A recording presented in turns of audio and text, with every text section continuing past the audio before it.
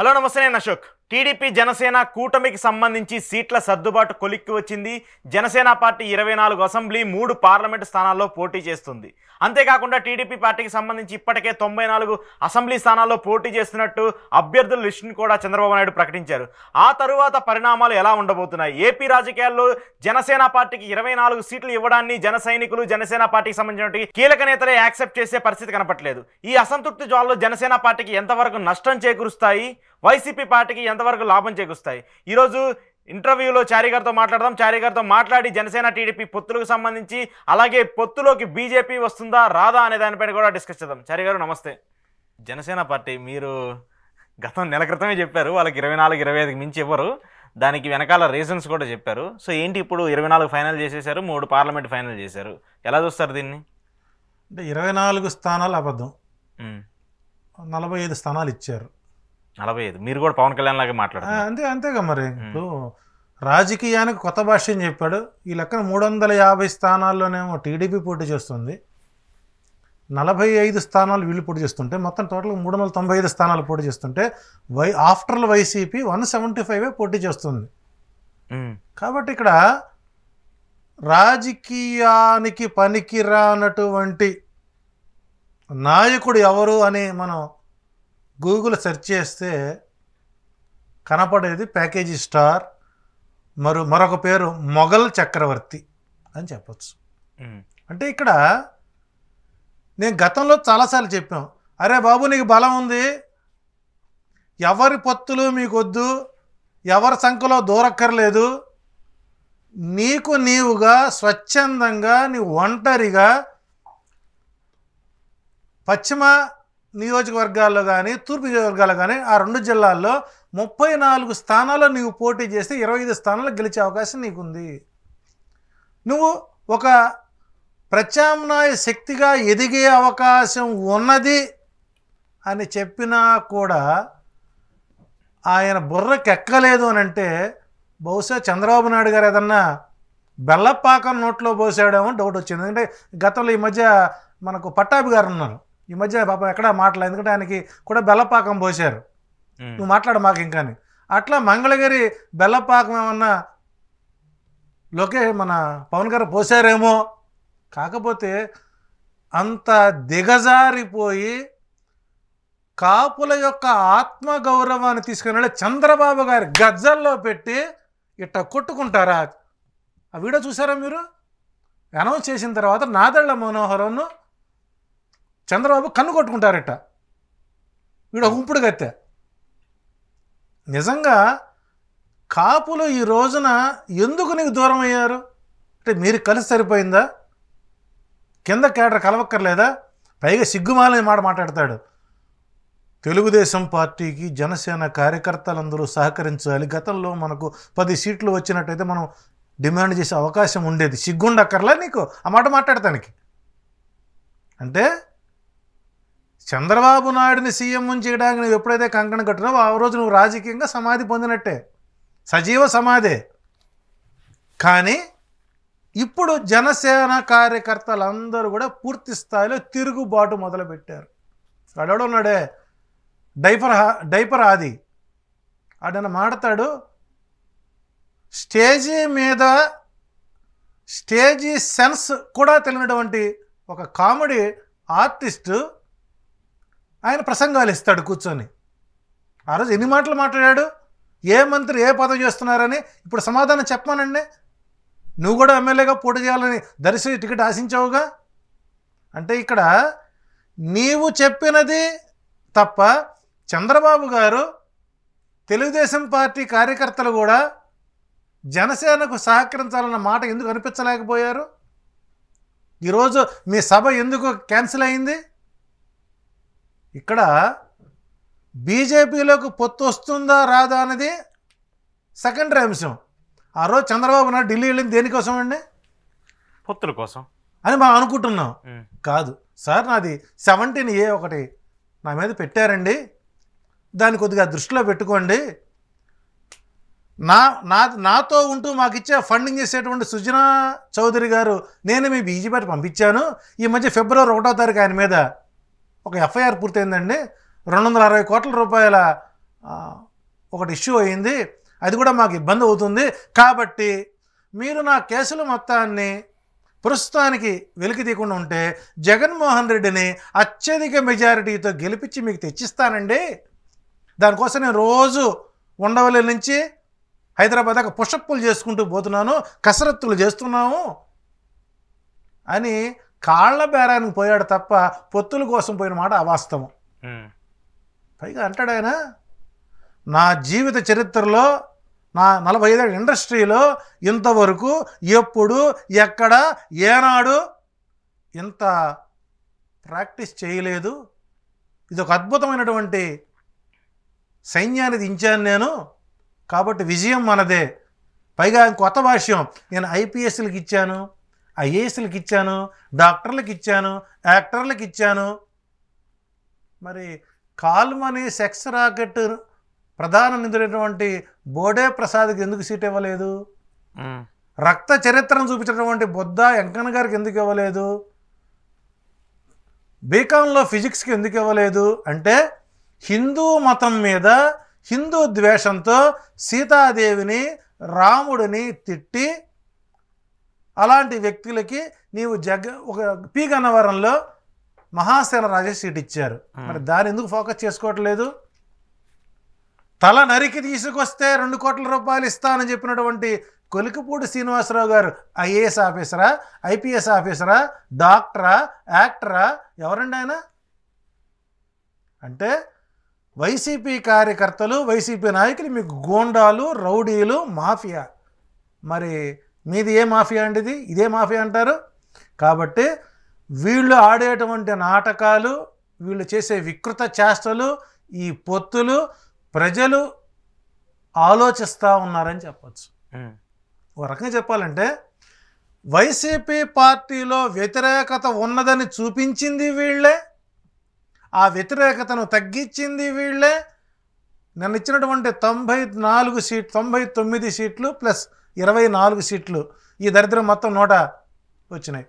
ఈ కౌంటింగ్లో ఎలక్షన్కి పోకుండానే వాలంటీర్లు బూత్ క్యాప్చర్లు చేస్తారు, వాలంటీర్లు ఇది చేస్తారు, ఆఫీసర్లందరూ వాళ్ళ మనుషులే అని సునక వేదాంతాన్ని చెప్పుకొచ్చాడు.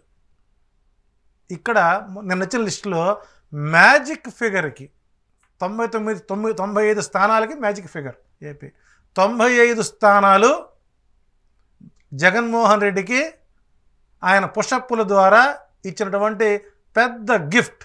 అది 88 మ్యాజిక్ ఫిగర్, ఆయనకి 88 వచ్చేస్తుంది, 100% వచ్చేస్తుంది. ఇక్కడ ఈ ప్రకటించిన తరువాత ఎన్ని విధ్వంసాలు అయ్యాయండి? సిద్ధం సై అన్నారు. సై అన్నది పవన్ కళ్యాణ్ వాళ్ళు కాదండి, సైనికులు సై అన్నారు. నిజంగా 10 సంవత్సరాల పాటు నీ గ్లాసు గుర్తు జెండాని మోసి నీతో పాటు తెలుగుదేశం కండవాలు కప్పుకొని ఆర్థికంగా, శారీరకంగా, మానసికంగా పొలాలు, ఆస్తులు అమ్ముకొని కాపుల ఆత్మస్థైర్యాన్ని కాపాడడానికి ఒక నాయకుడు వచ్చాడని చెప్పేసి నీకు ఒక సైన్యంగా నిలబడితే ఈరోజు ఆ సైన్యాన్ని నువ్వు ఏం చేసావు? చంద్రబాబు గారి అరణ్యంలో కలిపేసావు, తీసుకుని. అరణ్యంలో కలిపేసి ఎందుకు చారి గారు? దాన్ని ఎలా మీరు డిఫైన్ చేస్తారు? ఇప్పుడు ఒక పార్టీ నడపడం అంత సింపుల్. ఒక నియోజకవర్గంలో పోటీ చేయాలంటే ఎంత అవుద్ది? 10 కోట్లు, 50 కోట్లు. ఇప్పుడు అదే అధికార పార్టీ ఎన్ని కోట్లు ఖర్చు పెడుతుంది? నిన్న ప్రెస్ మీట్లో చంద్రబాబు గారు నాకు డబ్బు లేదన్నాడు. అమరావతి రాజధాని శంకుస్థాపనకు ఒక ఇటుకకు 10 రూపాయల చొప్పున నువ్వు ఆన్లైన్లో వచ్చిన డబ్బు అంతా ఏమైంది? జోలపొట్టుకు అడుక్కు తిన్నావుగా, గ్రామాలమ్మడి తిరిగి రాజధాని నిర్మాణానికి డబ్బులు ఇమ్మని, ఆ డబ్బు అంతా ఏమైంది? సోకాళ్ళు కొన్ని ఛానల్స్ విరాళాలు సేకరించిందిగా, ఆ డబ్బు అంతా ఏమైంది? మరి డబ్బు లేదు అని అంటే మరి ఈయన నాకు రోజుకు 2 కోట్ల రూపాయలు వస్తుంది అని చెప్పా, ఆ డబ్బు అంతా ఏమైంది? అంటే మీరు సీట్లు అమ్ముకోవటానికి ఎటు తిరిగి మన పార్టీ రాదు, గెలవదు. కాబట్టి బాక్స్ ఆఫీసులు ఓపెన్ చేసి హుండీలు పెట్టి కలెక్షన్లు పెట్టి ఎవడిస్తాడో రండి పోటీ చేసుకోండి. ఈ రోజున తెలుగుదేశం పార్టీలో జెండా పట్టుకోవటానికి కూడా అవమానకరంగా ఫీల్ అయ్యేటువంటి కార్యకర్తలని తయారు చేసినటువంటి ఘనత చంద్రబాబు నాయుడు. అదంతా ఓకే, నేను యాక్సెప్ట్ చేస్తాను. ఇప్పుడు పట్టుకుంటారా పట్టుకోరా అది నా ప్రాబ్లం. పాయింట్ 1 ఏంటంటే ఇప్పుడు పార్టీ నడపడం అంత సింపుల్ కాదు. ఆయన 24 స్థానాల్లో ఎందుకు పోటీ చేస్తున్నాడో క్లియర్గా చెప్పాడు. ఎందుకు చెప్పాడు?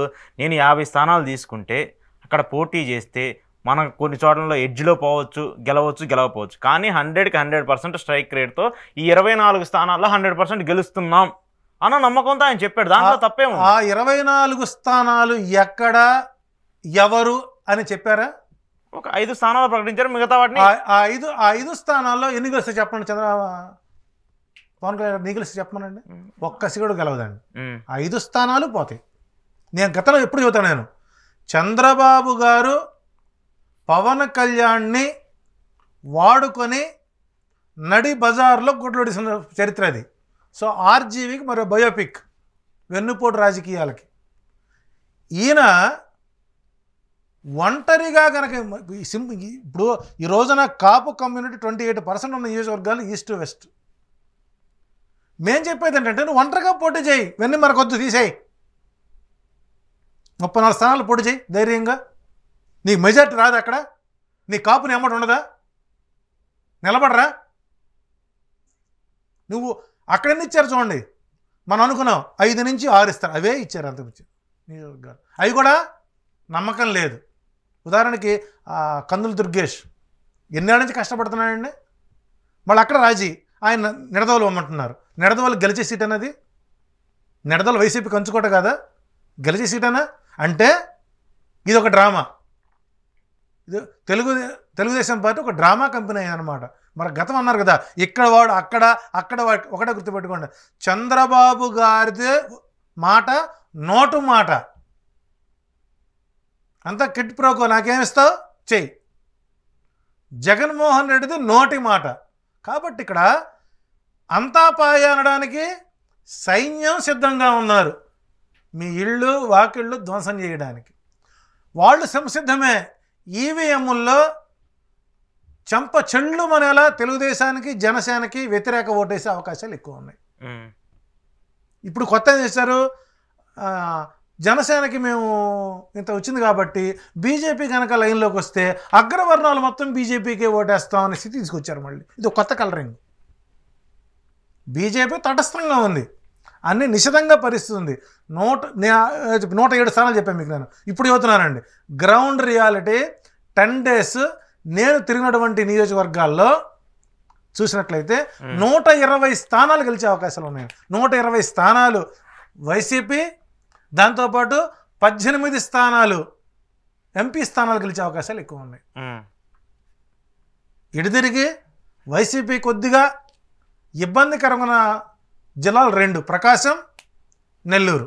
సో అవి కూడా సెటిల్ అయ్యే అవకాశాలు ఉంటాయి. ఓకే, అంటే ఇప్పుడు మీరు గోదావరి జిల్లాలో మొత్తం వైసీపీకి మళ్ళీ అడ్వాంటేజ్ ఉంటుంది. పూర్తి స్థాయిలో టర్న్ అయిందండి. భీష్మాచార్యుడు, నీకు వెనక వెన్నుదండి ఉండేటువంటి కాపు సోదరులు ఉన్నారు. హరిరామ జోగి లాంటి వాళ్ళు, ముద్రడ పద్మనాభ లాంటి వాళ్ళు, తోట త్రిమూర్తులు లాంటి వాళ్ళు, తోట నరసింహులు లాంటి వాళ్ళు. ఈ రోజున వాళ్ళు ఎందుకు ముందుకు వస్తున్నారు? ఒకప్పుడు చిరంజీవి గారు చేసిన పనికి నమ్మకం పోయింది, మళ్ళీ నువ్వు ఆశ కల్పించావు. నువ్వు చేసిన పని ఏంటి? నువ్వు సీఎం సీఎం సీఎం అని కళ్ళు దాగినట్టు కోతి మాదిరిగా ఎగిరావు. ఎవరు సీఎం ఇప్పుడు? చంద్రబాబు సీఎమా? డైరెక్ట్ ప్రకటించమానండి. పవన్ కళ్యాణ్ డిప్యూటీ సీఎం అని ప్రకటించేదంటే దమ్ము ధైర్యం లోకేష్కి ఉందా? ఒకటే చెప్తారు, కుర్చీలు మడత పెడతామని. రైట్, సిద్ధం మహాసభలు జరుగుతున్నాయి. 15 లక్షల మంది రేపు మేదరమెట్ల సభకు రాబోతున్నారు. మా వైసీపీ కార్యకర్తలు కూర్చునేటువంటి కుర్చీలు దించటం వెయ్యటం, దీనికి ఒక కాంట్రాక్ట్ కావాలంటే మేము వారికి ఏర్పాటు చేస్తాం. అంతే తప్ప చొక్కాలు మడిచేంత మాత్రాన, కుర్చీలు మడతపెట్టే మాత్రాన రాజకీయాలు మారవండి. గ్రౌండ్ రియాలిటీ తెనాలి తిరిగాను. తెనాలి, చీరాల, బాపట్ల, సంతనూతలపాడు, ఎర్రగొండపాలెం, దర్శి, ఒంగోలు, కందుకూరు, కావలి, ఇట్లా సుమారు నేను 20 నుంచి 25 సెగ్మెంట్లు తిరిగి వచ్చాను. నేను చెప్పేటువంటి ఆస్ట్రాలజీకి ఎలా ఉంది గ్రౌండ్ రియాలిటీ అని 100% నిన్న ఇచ్చినటువంటి లిస్టులో 90 స్థానాలు వన్ సైడ్గా వైసీపీ గెలుస్తుంది. పైన వచ్చేటువంటి ఎక్కువే మాకు బలం చేకూర్చే అవకాశాలు ఉన్నాయి. వీళ్ళకి ఒక భావజాలం లేదు. ఏంటి పవన్ కళ్యాణ్ భావజాలం ఏంటి? చంద్రబాబు సీఎం చేయటమా భావజాలం నీకు? నువ్వు పార్టీ నడపలేనప్పుడు అన్నీ మడుచుకొని మెర్జ్ అయిపో టీడీపీలో. నేను కనీసం నా అంచనా ప్రకారం అసెంబ్లీకి పవన్ కళ్యాణ్ పోటీ చేయడం అనే సందేహం ఉందండి నాకు. ఎందుకు చేయడం? నాకు తెలిసి కాకినాడ ఎంపీగా పోటీ చేసి అనుకుంటున్నాను నేను. ఒకటే, పవన్ కళ్యాణ్ అనే వ్యక్తి అసెంబ్లీలోకి రావడానికి లోకేష్ గారు కానీ చంద్రబాబు గారికి కానీ ఇష్టం లేదు. ఆయన పక్కన తిరిగి నాదెళ్ల మనోహర్ కూడా ఇష్టం లేదు. ఎందుకంటే తన కొడుకు యొక్క ప్రాబల్యం కోసం దొడ్డిదారిన మినిస్ట్రీ ఇచ్చి కూర్చోబెట్టుకొని వార్డు మెంబరు కార్పొరేటర్కు ఉన్నటువంటి ఓట్ బ్యాంక్ కూడా నీకు లేకుండా చేసి నీ కొడుకు యొక్క పదోన్నతుల కోసం ఒక యువ నాయకుడిని బలి తీసినటువంటి వైనం మనం చూడబోతున్నామండి. పవన్ కళ్యాణ్ అసెంబ్లీలోకి వస్తే చంద్రబాబుకి నోరు తిరగదు.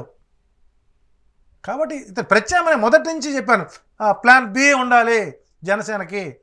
చంద్రబాబు గారు మరొక వెనుక కారణం అవుతాడు అని మనం ఎన్నో డిబేట్లు ఇక్కడ చెప్పుకున్నాం. మనం 34 సీట్లు ఇప్పటికైనా సరే అవకాశం ఉంది నీకు. 34 సీట్లు ప్రకటించుకో ఈస్ట్ అండ్ వెస్ట్లో. నీవెందుకు రూలర్ కాబట్టి చూస్తాం మేము. నీకు ఎజెండా లేదు, నీకు ప్లాన్ లేదు. కొత్తగా కళ్యాణ్కి బయటకు వచ్చింది మళ్ళీ మన మొగల్ చక్రవర్తి గారు. ఇది ఎవరు తెలియదు. మరి దీని మీద 4 రోజులు పోతే మనం చెప్పలేము. కాబట్టి కాపుల ఆత్మగౌరవాన్ని దిగజార్చి కాపు సోదరుల యొక్క జన సైనికుల యొక్క చెమట బిందువులని పై తెలుగుదేశం పార్టీ మరణ మృదంగాన్ని చేసి జనసేన పార్టీ 2024 తర్వాత జనసేన పార్టీ ఆంధ్రప్రదేశ్లో ఉండకుండా తెలుగుదేశం ప్లాన్ చేస్తే అది నువ్వు గమనించుకోకుండా, నీ పక్కన వాళ్ళని గమనించుకోకుండా 24 సీట్లకు నువ్వు సర్దుబాటై నా దగ్గర డబ్బులు లేవని డైరెక్ట్గా ప్రెస్ మీట్లోనే నా దగ్గర డబ్బులు లేవు, మీరు మీరే గెలిపించుకోవాలంటే అమ్ముకోమేనా? ఎందుకు పాపం ఆయన ఆస్తులను అమ్ముకుంటున్నాడు. ఆస్తులను అమ్ముకుంటే పార్టీ కోసం ఖర్చు పెడుతున్నాడు. ఎవరు? పవన్ కళ్యాణ్. అవును, మరి ఈ మా త్యాగవంతుడైపోయా. త్యాగాలకి ప్రతిరూపం. 1 లక్ష రూపాయలు ఇచ్చి విప్పటంలో వాళ్ళ జీతాలు పాటు చేశాడు. తప్పే ఉందండి, సాయం చేస్తే తప్పే ఉంది. అంటే చివరి కోర్టులో ఏం ముట్టుకెళ్ళి ముట్టారండి? ఈ సంతకం పెట్టింది మీరే, నోటీసులు ఇచ్చారు కదా, ఒప్పుకున్నారు కదా, అది ఇష్యూ అయింది కదా. అంటే ఇక్కడ ఒక భావజాలం, నీవు ఎదగాలనుకున్నప్పుడు మంచో చెడో ఒంటరిగా పైకి రా. ఇదే జనసేన పార్టీ కనుక ఒంటరిగా బీజేపీతో వెళ్ళినట్లయితే టీడీపీ మొత్తం భూస్థాపితం అయిపోయేది. ఎంతసేపు పవన్ కళ్యాణ్ బాగుండాలి, ఆయన మనం గౌరవించుకోవాలి, ఇవన్నీ కూడా కంఠంలో నుంచి వచ్చేమాట. మనకు అగస్త్య సంహితం ఒకటి ఉందండి, జ్యోతిష్యంలో అగస్త్య సంహితం ఉంది. అగస్త్యుడు ఈ యొక్క ముఖ కవళికలను చెబుతుంటాడు. చంద్రబాబు నాయుడు గారికి ఈ 2 కళ్ళ మధ్య నిలువు గీతలు ఉంటాయండి. ఈ నిలువు గీతలు ఉన్నటువంటి వ్యక్తులు ఒక చంద్రబాబు కాదండి, ఎవరన్నా సరే వాళ్ళు వెన్నుపోటు చరిత్రకి కలిగి ఉంటారు. ఓకే, పూర్తి స్వార్థపరులుగా ఉంటారు. పూర్తి ఏదో రకంగా కుతంత్రాలతోనే జీవితాన్ని సాగించే అవకాశం ఉంటుంది.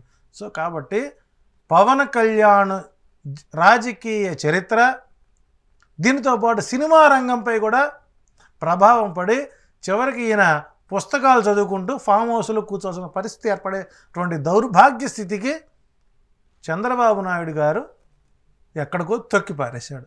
లేదు జనసేన మాకు మిత్రపక్షమే అని, మేము జనసేనకి ఈ సీట్లు ఇచ్చాం, రేపు డిప్యూటీ సీఎంగా ఈయన్నే చేసుకుంటాం అని లోకేష్ గారిని చెప్పమనండి. ఏముంది ఈరోజు సభ ఉంది, చెప్తారేమో.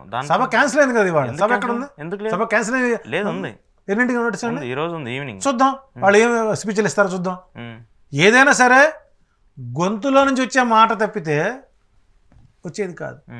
ఒక నటుడుగా 8 కోట్ల మందిని నీవు మన్ననలు పొందిన వాడివి, నీవు ఒంటరిగా గనక రాగలిగితే నిన్ను గెలిపించడానికి జనసైనికులు సిద్ధంగా ఉన్నారు. అది నీకు అవసరం లేదు. అల్టిమేట్ ఇద్దరు లేవంగానే ఓం చంద్రాయ నమః చంద్రబాబాయ నమః. వాళ్ళు ఏం చేస్తున్నారో ఆలోచన తప్పితే మనం ఏం చేయాలనే ఆలోచన లేకపోయి మీకు ఒక ఎజెండా లేదు, ఒక మేనిఫెస్టో లేదు, మిమ్మల్ని నమ్మేటువంటి వారు లేరు. భవిష్యత్తులో ఆ శంకారావంతో సభలకు వెళ్ళేవారు లేకుండా పోయారు. ఇప్పుడు చూస్తున్నానండి, లోకేష్ గారిని వైఎస్ఆర్ కాంగ్రెస్ పార్టీ అని స్పష్టంగా పలకమనండి, మంగళగిరిలోకి నేను గెలిపిస్తా. ఎంతసేపు వైకాపా వైకాపా వైకాపా అంటే నీకు నీ నియోజకవర్గం పేరే నువ్వు పలకలేవు, నీ నియోజకవర్గంలో ఎన్ని బజార్లు ఉన్నాయో తెలియదు, ఎంతమంది ఓటర్లు ఉన్నారో తెలియదు, మీ నాయన ఏం హామీలు ఇచ్చాడో తెలియదు, అసలు గతంలో మీ మేనిఫెస్టో ఎక్కడో తెలియదు. మీరు రాజకీయాలు చేసి భావజాలాలతో భవిష్యత్తులో చంద్రబాబు నాయుడు గారు వైసీపీలో తెలుగుదేశం పార్టీని మెర్జీ చేస్తారు. చంద్రబాబు గారు ఇక అదే భావజాలం. ఇప్పుడు గతంలో మహాకూటాలు పెట్టారు, సిపిఐ సిపిఎం, ఇక మిగిలింది ఒక్కటే. కాకపోతే ఏంటంటే ఇక్కడ చంద్రబాబు గారిని కూడా కుర్తిలో పడ్డ ఎలక్ట్రందంగా బీజేపీ పెట్టిందండి. ఎందుకంటే ఈయన ఖాళీగా ఉండి అందరిని గోకుతుంటాడు. గోకి కాసేపు కాంగ్రెస్కి రాహుల్ గాంధీ కనుగొడతాడు, మరి టైపు నాదలు మనం కనుగొడతాడు, నువ్వు అడు చూసుకుంటానని. కాదు, కెమెరాలకు కూడా చిక్కని కన్ను మీకు ఏడ చిక్కిందండి? నేను దగ్గరుండి చూసాక ప్రెస్ మీట్, నేను దగ్గరుండి చూసా. ఇలా చూడండి, ఇలా కొట్టుకోవటం అంటే ఇక్కడ నాదెళ్ల మనోహర్ గారికి పవన్ కళ్యాణ్ గారికి మధ్య కూడా గ్యాప్ ఉన్నది అనేది స్పష్టమైంది. కన్ను కొట్టుకోవడం పిచ్చోళ్ళం కాదుగా. 15 కెమెరాలు ఉన్నాయి, 10 మంది, కొంతమంది ఉంటారండి, కొంతమంది రియల్ కెమెరామెన్స్ అబ్జర్వేషన్ పక్కా చేస్తారు. ఒక వీడియో ఒక రిపోర్ట్ చూపించాడు, చూసారా సార్ అన్నాడు. అంటే ఇక్కడ సొంత వర్గానికే నాదెళ్ల మనోహర్ గారి చేత వెన్నుపోటు పడిపించారు. మొన్న ఒక రోజున ఒక ఛానల్కి నేను పబ్లిక్ బైట్స్కి వెళ్ళానండి. ఒక ఆమెను అడిగా, అమ్మ మీకు నాదెళ్ల మనోహర్ గారు ఇక్కడ అంటే, ఆ కుటుంబమే ఎన్నుపోటు రాజకీయం అండి, ఆయనకు ఎందుకు కొట్టేస్తాం మేము. చూసారు ఎంత మంచి పేరుందో. మీరు గ్రౌండ్లో తిరిగారుగా. అదే నాదెళ్ల మనోహర్ నాదెళ్ల భాస్కరరావు గారు ఈ మధ్య ఒక ఇంటర్వ్యూ ఇస్తూ పబ్లిక్లో పథకాలు బాగా ఉన్నాయి, సంక్షేమం బాగా వెళ్ళింది, ఒక విజన్ నాయకుడు దొరికాడు, మళ్ళీ ఆ పథకాల ద్వారా ఆయనే ముఖ్యమంత్రి అవుతాడని చెప్పి తండ్రి నీతిగా మాట్లాడుతుంటే, ఈయన జవాబుదారీతనం లేకుండా నాదెళ్ల మనోహర్ అడ్వైజర్ల మీద పాలకుల మీద మాట్లాడతారా? ఎప్పుడో నెలకు ఒక్కసారి వచ్చి హాయ్ అని పోతే తెనాలి నియోజకవర్గంలో ఓట్లు పడవండి. సో కాబట్టి మొన్న ప్రకటించిన 5 సీట్లలో కూడా ఏ ఒక్క స్థానం గెలిచే అవకాశం లేదు. ఇంతకీ తానెక్కడ పోటీ చేస్తాడో చెప్పుకోలేదు. తన అన్న క్యాషియర్ ఎక్కడ పనిచేస్తారు, రాజమండ్రి హోటల్లో 320 రూములో పోటీ చేస్తారో తెలియదు.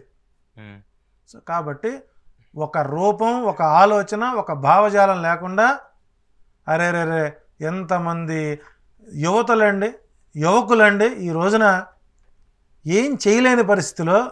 నేను గతంలో చెప్పాను, ఇప్పుడున్న ఎలక్షన్ అప్పుడు ఉండదండి, గ్రామస్థాయికి వెళ్ళేసరికి కొన్ని కమిట్మెంట్లు వస్తాయి, అక్కడ ఓట్ షేర్ పడదు అని చెప్పుకున్నాం.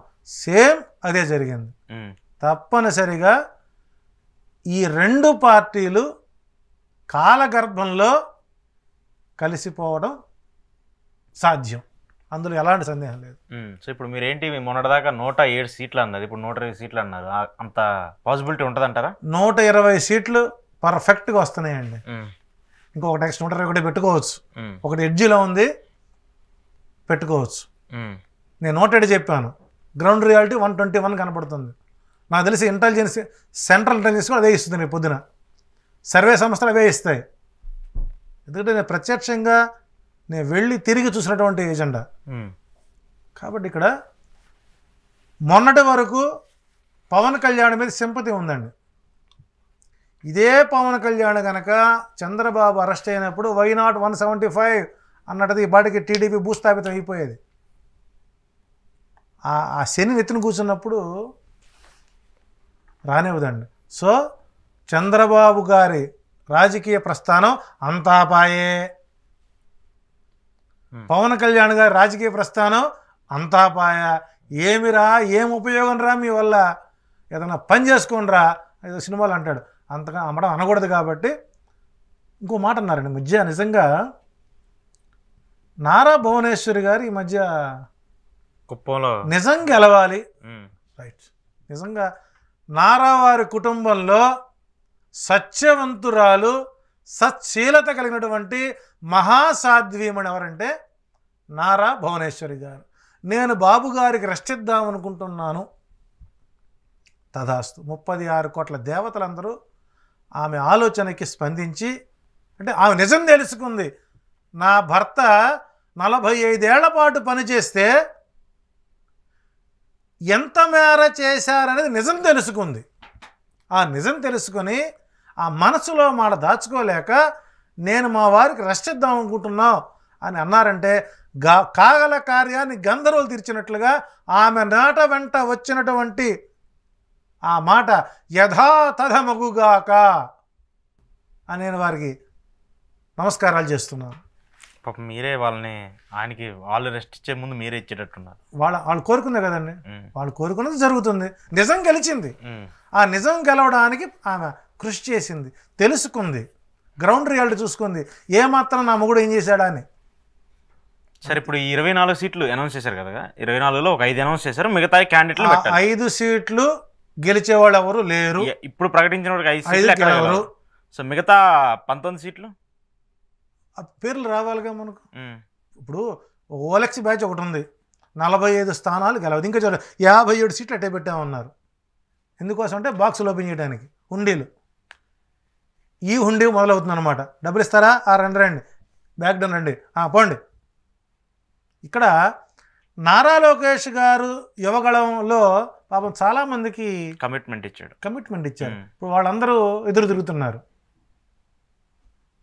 ఒకటి అయితే అంత విజన్ ఉన్నటువంటి చంద్రబాబు నాయుడు ఇంటి మీద అంతమంది పోయి దాడి చేశారంటే మరి పబ్లిక్ ఎంత సిద్ధంగా ఉన్నారు అనుకోవాలి. కాబట్టి ఇక్కడ నారా లోకేష్ గారి యువగలం శంకారావం చంద్రబాబు నాయుడు పాలిటి మహాశాపంగా మారి వైసీపీకి వరంగా మారి 100% 120 సీట్లతో అధికారంలోకి వైసీపీ రాబోతున్నది. కాబట్టి వీళ్ళిద్దరి జీవితాలు అంతా పాయే.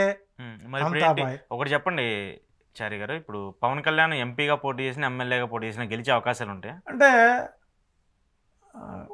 పార్లమెంట్ నియోజకవర్గంలో కాస్త అవకాశాలు ఉంటాయి. ఎందుకంటే వాళ్ళ ఆలోచన ఏంటంటే బీజేపీ వాళ్ళు సపోర్ట్ చేస్తారు కాబట్టి మనోడు అక్కడ సరే కొద్దిగా మ్యానిపులేట్ అవుతుంది. అది కూడా తక్కువ మీద గెలుస్తాడు. అసెంబ్లీ కంటే పవన్ కళ్యాణ్ అసెంబ్లీకి తీసుకురావడానికి చంద్రబాబు ఇష్టపడ్డాడు. ఓకే, ఇప్పుడు తాను పోతున్నాడు, రాసపోయిన ఊరినే పోతుంది, ఇంకొన్ని తీసుకెళ్తుందిగా పోతూ కాబట్టి అందరూ కలిసి చాప చుట్టుకొని మళ్ళీ పొలోమంటూ తట్టా బుట్ట బొంతలు సర్దుకొని మళ్ళీ తిరిగి హైదరాబాద్ రావడం, ఈయన టాల్కం పౌడర్ వేసుకోవడం, ఆయన జూమ్లో మీటింగ్లు పెట్టుకోవడం జరిగేది. ఇక యువరాజు గారు శంకర్రావాల పేరుతో సంకనాకిచ్చి ఏ స్టేట్స్ పోయి వారు విధి విలాసాల్లో పాల్గొంటారు. ఇప్పుడు టీడీపీ 94 లిస్టులో ఎన్ని గెలిచే అవకాశం ఉంటుంది అంటారు? 90 నండి. 90 టీడీపీ ఇచ్చిన 94 లిస్టులో వైసీపీ 90 గెలుచుకుంటుంది. అంటే 4 సీట్లు టీడీపీ గెలుస్తుంది. దాంట్లో ఎందుకు కుప్పం ఉంది, మంగళగిరి లోకేష్ గారు ఉంది, అచ్చెన్నాయుడు గారు ఉన్నారు, చాలా మంది పెద్ద 45 సంవత్సరాల రాజకీయ ప్రస్థానంలో కుప్పానికి నీళ్ళు ఇచ్చినటువంటి ఏకైక మగాడు ఎవడండి? జగన్మోహన్ రెడ్డి కాదా? సముద్ర మట్టానికి 7 కిలోమీటర్ల ఎత్తున్నటువంటి ఉద్యానంకి 7,000 మందికి ముంపు బాధితులకి నీళ్లు అందించినటువంటి గొప్ప నాయకుడు ఎవరండి? 100 పడగల హాస్పిటల్ మనం చూడండి ఎంత చక్కగట్టారో. ఎందుకు చేయలేకపోయారు? ఈ రోజున ఏజెన్సీ ఏరియాలో అంబులెన్స్ చూడడానికి సిద్ధంగా ఉన్నాయండి. ఇది అభివృద్ధి కాదా? అంటే అభివృద్ధి అంటే ఎలా ఉండాలంటే ఇడ్లీ పాత్రలు, రాజమౌళి గారు, తర్వాత ఇంకో అన్నాడు పుష్కరాలకి బోయపాటి సీన్ లాంటి వాళ్ళు, వీళ్ళు కావాలి. ఒకప్పుడు ఆడవాళ్ళు మలమూత్రాలు రైలు కట్టల మీద పోయేవాళ్ళు అంటే ఇప్పుడు రైలు కట్టల మీదకి వస్తున్నారా? ఎంతమంది కట్టలేదా? వసతులు ఏర్పాటు చేయలేదా? అంటే అభివృద్ధి అంటే ఎంతసేపు మేము ఉంటేనే అభివృద్ధి. అంటే మీరు చేస్తేనే సంసారం, పక్కవాడు చేస్తే వ్యభిచారం. ఇక్కడ మొదటి నుంచి కూడా ఆంబోతులకు ఆవుల్ని పంపించే భావజాలం తప్పితే ప్రజలకు ఏం చేశాను ఆలోచన ఉండాలి కదా. ఈ రోజున నేను ఇది చేశాను అని చెప్పుకునే స్థితిలో మీరున్నారు. ఎంతసేపు ఇందులో స్కామ్ ఉంది, అందులో స్కామ్. మీరు చేసింది ఏంటంటే జీవో రావడం, ఆ జీవో ముందుగానే తీసుకోవడం, కోర్టులో వేసి అడ్డుపడతాం, అభివృద్ధికి అడ్డుపడతాం. నేను 125 సార్లు బటన్లు నొక్కాను. నా కోసం 5 సంవత్సరాలు ఒక్కసారి 2 బటన్లు నొక్కండి, నా ద్వారా మీకు లబ్ధి పొందితేనే నాకు ఓటేయండి అని చెప్పినట్టు ఏకైక మగవాడు మనగాడు ఎవరు ఉన్నారంటే భారతదేశంలో జగన్మోహన్ రెడ్డి ఒకడే. ఇష్టం దిగుతానంటున్నాడు అంతే తప్ప కుట్రలు కుతంత్రాలు రాజకీయాల జాతకాలు ఉంటున్నాడు. అట్లా వ్యతిరేకత ఉంది, కొన్ని ప్రాంతాల్లో ఉంది. అది కూడా ఈ మధ్యకాలంలో కొంత సెటరేట్ అయ్యి తెలుగుదేశం పార్టీలో పోటీ చేయడానికి కూడా 57 స్థానాల్లో పబ్లిక్ లేక పాపం చంద్రబాబు నాయుడు కసరత్ ఏంటంటే జనసేనకి క్యాండిడేట్లు చూడాలి, బీజేపీకి క్యాండిడేట్లు చూడాలి, వాళ్ళకి డబ్బు సర్దాలి, దీనికి ఒక ఫైనాన్షియల్ కావాలి. ఎంతమందిని మోసం చేస్తే డబ్బులు వస్తాయి ఒక సెగ్మెంట్కి? డబ్బులు లేవా? 1,00,000 కోట్ల రూపాయల ఆస్తిపరుడు అన్నాడే పబ్లిక్ మీటింగ్లో, నా ఆస్తి 1,00,000 కోట్లు తీ, ఒక ఆంధ్రప్రదేశ్ రాష్ట్ర బడ్జెట్ దగ్గర ఉంది, పెట్టు తీ. ఎలక్షన్ ముందు పసుంకాలు చల్లారుగా, నీకు చల్లారు, నీ పార్టీకి చల్లారు. ఇక్కడ స్వచ్ఛందంగా ఒకవేళ కనుక స్కూల్ విద్యార్థులకు కనుక ఓటు హక్కు కనుక కల్పించినట్లయితే 1 సైడ్ వార్ 175 అంటే 18 ఏళ్ళు రాకుండా మీరు ఓటు వేయాలని చెప్పి మీరు చెప్తున్నారు. పిల్లలు అలా ఉన్నారండి. ఈ రోజున విద్యార్థులు తల్లిదండ్రులతో ఇళ్లలో ప్రమాణాలు చేస్తున్నారు. మార్కెట్ వెళ్ళినప్పుడు, అయ్యా మా పిల్లలు చదువు చదువుతున్నాడు, మా పిల్లలు స్వచ్ఛందంగా ప్రమాణాలు చేస్తున్నారండి ఓటు వేయమని, జగన్మోహన్ ఓటు చేయమని. ఇంతకంటే ఇంకేం కావాలి? అంటే ఒక చిన్న పిల్లవాడికి కలిగినటువంటి జ్ఞానం కూడా ఒక రకంగా చెప్పాలంటే పథకాలు తీసుకొని ప్రభుత్వ రూపాయి తీసుకొని లబ్ధి పొంది వాటిని డిపాజిట్ల పేరుతో ఎఫ్డీల పేరుతో బ్యాంకులు దాచుకొని ఆ లబ్ధి పొందిన వాళ్ళు కూడా విశ్వాసం లేకుండా కనుక ఉన్నారంటే వాళ్ళు విశ్వాసఘాతకులు అని చెప్పాలి. ఎంతమంది మీ ఎమ్మెల్యేల యొక్క డ్రైవర్లకి పథకాలు రాలేదు, నీ ఇంట్లో పనిచేసేటువంటి వాళ్ళకి డబ్బులు రాలేదు, ఇవన్నీ లేదా? మీకు తెలీదా? అదేమంటే ఒకటే గుర్తుండ, అదే అప్పులు పాలు చేశారు. ఏ రాష్ట్రమైనా సరే అప్పుల పాల్లో ఉంది అని అంటే అక్కడ సంక్షేమం జరిగినట్లే. అదే ప్లస్ పాయింట్. చూద్దాం మరి మీరు చెప్పినట్టు ఆ రిజల్ట్స్ ఎంతవరకు ఇంపాక్ట్ ఉంటుంది, టీడీపీ జనసేన సీట్ల పంపకం వైసీపీకి ఎంతవరకు లాభం చేకూరుతుందని కూడా చూద్దాం. ఇది ఈరోజు చారిగాలతో స్పెషల్ ఇంటర్వ్యూ. చూస్తూనే ఉండండి ఈహా టీవీ.